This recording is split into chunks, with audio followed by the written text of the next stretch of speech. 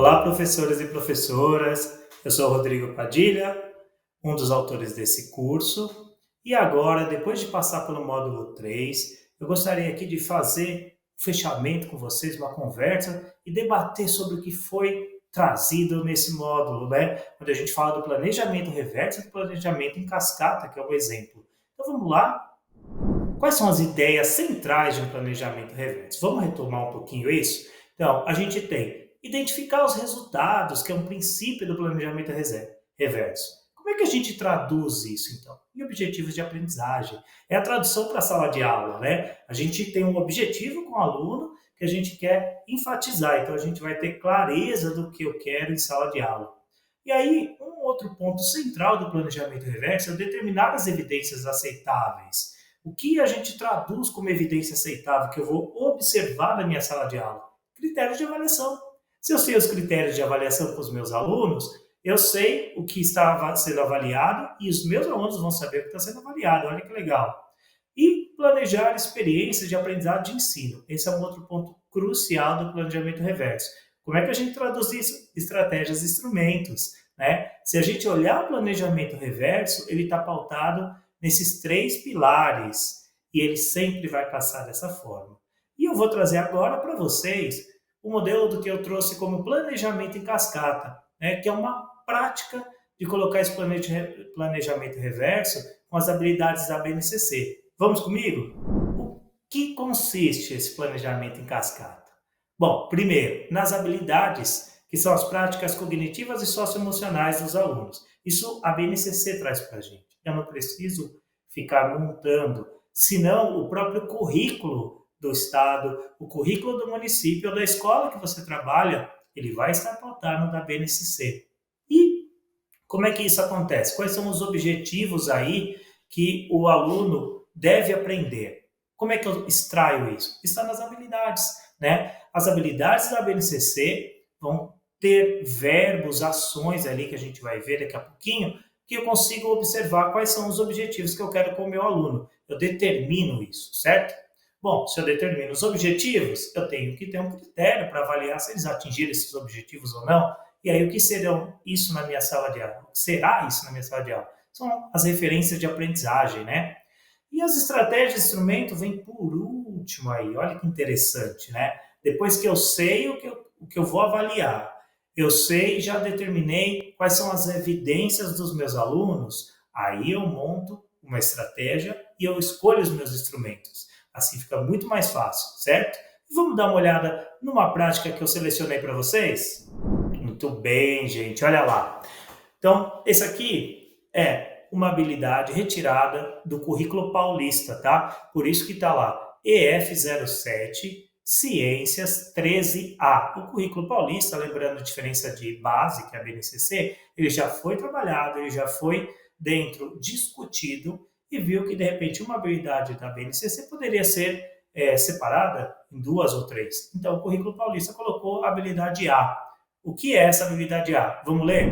Identificar e descrever o mecanismo natural do efeito estufa e seu papel fundamental para o desenvolvimento da vida na Terra. Olha lá os verbos de ação, o que vai mobilizar o conhecimento do aluno. Identificar e descrever, gente. Então vamos destacar isso e vamos agora, com essa habilidade que ela está pedindo isso para a gente, vamos definir os nossos objetivos de sala de aula com os alunos. Então o que eu espero? Estou falando de efeito estufa. Identifica o fenômeno natural do efeito estufa. Esse é o primeiro ponto, certo? Bom, descreve as etapas da formação. Como é que esse efeito estufa é formado, né? E avalia as características do fenômeno para a manutenção da vida. Olha lá, de dois verbos de ação que tinham ali, eu consegui determinar 3 objetivos de ação com os meus alunos, colocando mobilizando esse conhecimento em sala de aula, certo? Bom, e aí a gente determina agora os critérios de avaliação e fica mais fácil. Se eu estou pedindo para identificar o fenômeno natural do efeito estufa, o que eu preciso para saber se meu aluno atingiu isso? Eu tenho que ver se ele reconhece os meios de observação do fenômeno natural do efeito estufa. Se ele reconhecer que é o primeiro ponto, o nível mais básico, ok, o aluno já tem um conhecimento. E se ele consegue descrever essas etapas, é uma segunda parte. Ele consegue descrever as etapas na sequência, então ele tem um conhecimento um pouco mais avançado. E se o aluno com o reconhecimento e a descrição do efeito estufa, consegue avaliar as características do fenômeno, pronto, eu atingi meus objetivos. Olha que interessante. E aí, com isso em mente, eu determino as estratégias. Esse aqui foi um caso da minha sala de aula. Eu determinei lá, vamos reconhecer o fenômeno natural do efeito estufa por meio de simulação, leitura gráfica e concentração de gases. Então eu trouxe artigos para eles, a gente viu tabelas, a gente viu infográficos em sala de aula. A gente descrever também as etapas de formação em cartazes informativos. Aí foi já um trabalho prático. Qual era o trabalho? Produção de cartazes. Mas está bem determinado o que tem que ser feito. Descrever as etapas de formação. E aí o que a gente faz? Vamos avaliar os estudos em casos e características do fenômeno para a manutenção da vida. Se eu pego isso com os meus alunos e, depois de reconhecer, fazer a leitura desses gráficos, descrever montando cartazes, eu conseguir trazer uma questão-problema para eles e eles conseguirem avaliar, nossa, aí eu vi, tá, que o aluno atingiu o ponto máximo. E não é que todos vão atingir o mesmo ponto, por isso que tem estratégias diferentes e tem critérios diferentes. Se vocês observarem, está em níveis de progressão, né? E aí a gente pode agora aprofundar um pouquinho mais no próximo slide comentando sobre isso. Bom, e aí, quais são os benefícios, gente? Quais são os benefícios claros disso, tá? Bom, comunicação entre professor e aluno facilita, porque se eu tenho claro para mim o que vai ser feito com o meu aluno, eu consigo comunicar para ele o que eu espero dele, né? A gente diminui ruídos em sala de aula e reclamações. É ótimo, não tenho nem comentar, porque realmente na prática funciona muito, tá? Facilitar e acompanhar o percurso. Por quê? Se você tem essa clareza, você tem toda hora um guia e o seu aluno pode ter esse guia também. Então, facilita o percurso e a clareza aí, né, nesse acompanhamento.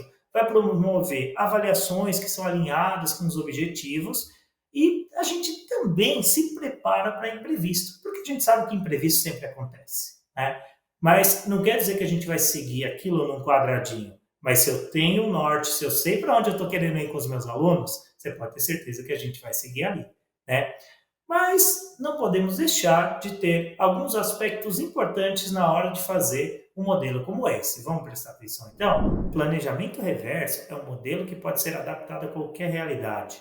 O que eu trouxe para vocês foi um modelo que eu apliquei na minha sala de aula, em um determinado ano, um determinado momento, um determinado contexto. Analise o contexto de vocês, da escola, dos seus alunos, do seu grupo e do momento que a gente está passando, tá? Bom, identificar os objetivos de aprendizagem é ter clareza das metas. Por isso que é o primeiro ponto, tá, de um planejamento reverso. Eu tenho que saber bem o que eu quero para poder passar isso para o meu aluno. E lembrar que existem diferentes estratégias e instrumentos para o mesmo objetivo de aprendizagem. Então, escolha com base em dois pontos principais, gente. Grupo e tempo. Esse é um dos principais. A gente tem que tomar cuidado para não se empolgar e fazer algo maior e que, em vez de estimular, pode desestimulá-los até seguir esse modelo. Vamos devagar. É melhor a gente começar aos poucos e aí a gente vai aprofundando cada vez com mais conhecimento. Bom, eu espero que com esses pontos eu trouxe para vocês um fechamento deste módulo, né? Onde a gente falou de planejamento reverso, planejamento cascata. Trouxe estratégias, trouxe o instrumento, mas agora a gente vai falar no próximo módulo um pouquinho mais de comunicação e eu os convido a ir comigo para o próximo módulo.